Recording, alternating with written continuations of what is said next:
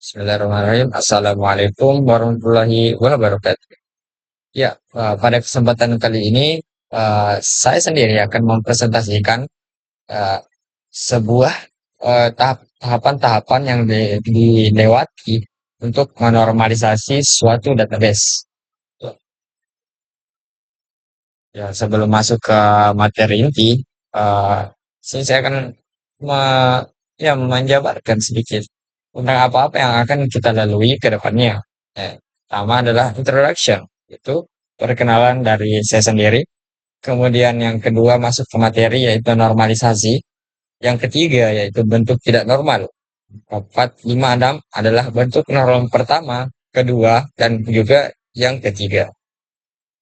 Next, ya introduction, yang about me. Saya bernama Yusran Nanga Putra dengan H07123152. Ya, dari Prodi Sistem Informasi Universitas Hasanuddin, Fakultas Matematika dan Ilmu Pengetahuan Alam. Dan sekarang sedang menempuh semester ketiga. Ya, tujuan dari presentasi kali ini ya untuk pemenuhan dan menuntaskan tugas mata kuliah basis data, sistem basis data yang diampu oleh Ibu Rizkawati SSI. Selanjutnya, ya, mulai dari definisi tertentu dulu. Ya, definisi dari normalisasi adalah sebuah proses pengorganisasian data dalam sebuah database. Untuk yang pertama, secara umum saja yaitu menghilangkan redundansi data, yaitu ya penggandaan data atau data duplikat dan sebagainya. Kemudian yang kedua itu adalah memastikan integritas data dengan mengurangi anomali saat penyisipan, penghapusan, dan pembaruan data. Ya, secara umum tujuannya untuk mengefisienkan dan mengefektifkan sistem basis data. Tahapannya terdiri dari yang sudah dijelaskan adalah terdiri dari tahapan pertama, bentuk normal pertama, normal kedua, dan normal ketiga. Nah, uh, kita lanjut pada contoh kasus. Ya, dalam lingkup ini saya mengambil lingkungan sistem basis data Universitas Hasanuddin secara kasus kecil saja. Ya, yang pertama kita bisa melihat bentuk tidak normal dari suatu tabel atau database. Di sini bisa dilihat bahwa kolom mata kuliah dan nilai itu eh, mengandung data berulang dalam satu baris. Ya, kita telah satu persatu. Di kolom pertama kan terdapat ID mahasiswa, dan yang kedua ada nama mahasiswa, yang ketiga alamat, yang keempat mata kuliah, dan yang kelima nilai. Ya, namun ada beberapa anomali bisa dilihat pada datanya, yaitu anomali pertama adalah di kolom mata kuliah untuk ID mahasiswa satu yaitu Andi itu memiliki dua data di mata kuliah yaitu matematika dan fisika. Begitu juga dengan nilainya yaitu A dan B yang seharusnya matematika mendapat A juga fisika mendapatkan B, fisika mendapat B. Nah, hal tersebut juga terjadi pada eh, ID mahasiswa 3 yaitu Citra yang memiliki mata kuliah matematika dan kimia. Kemudian nilainya ada B dan 2C. Ya, untuk menormalisasinya, ya kita harus eh, bermula dari tahapan-tahapan. Ya, pengaplikasiannya yang bentuk normal, normal pertama adalah menghilangkan nilai berulang yang ada pada satu kolom. Ya, bisa dilihat bahwa dari yang sebelumnya cuma 3 baris sekarang menjadi 5 baris. Ya, penambahan baris ini berdasarkan data yang ada tadi. Bisa lihat bahwa pada baris satu dan 2 itu sama-sama ID mahasiswanya satu dan nama mahasiswanya itu Andi. Begitupun juga dengan alamat, namun mata kuliahnya terdapat dua, yaitu matematika dan fisika. Kemudian rujukannya, nilainya yang didapatkan dari mata kuliah tersebut ada A dan juga B. Nah, pemisahan ini eh, didasarkan pada data yang sebelumnya, yaitu dalam satu baris tadi terdapat dua nilai. Kemudian nilai itu di dalam bentuk normal pertama kita pisahkan dalam untuk ya mengurangi redundansi data, data yang duplikat. Ya begitu juga sama halnya dengan baris ketiga. Maksud saya ID mahasiswa 3 dengan nama Citra, ya yang memiliki tadinya dua dua nilai dalam mata kuliah, ya, kemudian dipisahkan menjadi dua baris.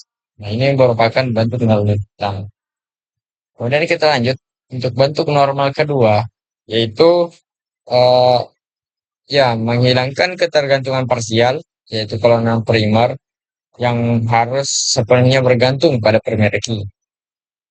Jadi dalam suatu database tentunya memiliki primary key eh, sebagai atribut yang menggambarkan sebuah baris atau mewakili suatu entitas dari database tersebut. Nah, entitas yang dimiliki sekarang yaitu ada terdapat mahasiswa, kemudian ada juga di sini di sebelah kanan ada tabel dari mata kuliah dan juga nilainya. Nah, pemisahan ini dilakukan untuk menghilangkan ketergantungan parsialnya pada setiap database. Ya, redundasinya ada pada nama siswa dan alamat itu sudah dihilangkan. Ya, pemisahan ini karena untuk supaya nantinya hal-hal atau baris yang mungkin diubah selanjutnya itu tidak yang tidak ber yang tidak berhubungan dengan alamat dan nama mahasiswa itu dipisahkan. Ini juga untuk menjaga integritas data dan mengefisienkan serta mengefektifkan suatu pengelolaan database. Ya, kemudian bentuk norma yang ketiga, yaitu kita menghilangkan ketergantungan transitif kolom non-primer, yaitu tidak boleh bergantung pada kolom non-primer lainnya. Ya, dari yang tadinya cuma dua tabel menjadi tiga tabel.